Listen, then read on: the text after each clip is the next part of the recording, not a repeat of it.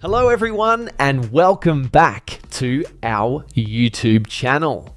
In this video, I'm going to show you how to fix Booking.com mobile app not working. First, we'll start with something very simple, yet powerful. So over the time, apps store temporary files to load faster, but sometimes those files get corrupted and the app starts acting weird. To resolve this issue, we will first head over to our device settings. From here, scroll down and tap on General. Once you're in the General Settings tab, look for iPhone Storage option and tap on it. Over here, you can either search for the app or you can scroll down and look for it. Then tap on the app.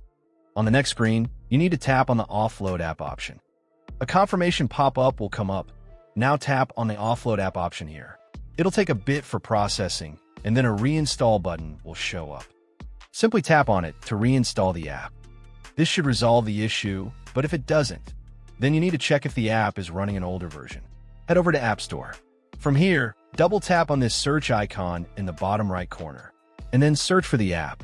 Once the app comes up in the search result, and if you see this update button right next to the app, simply tap on it to make sure you're running the latest version of the app.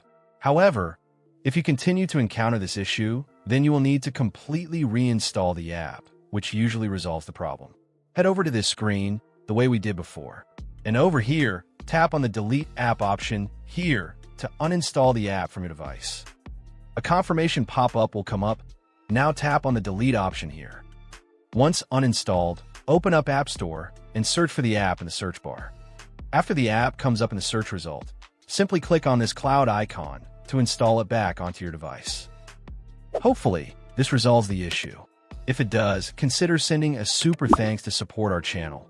And also don't forget to hit the subscribe button. We'll see you in the next video.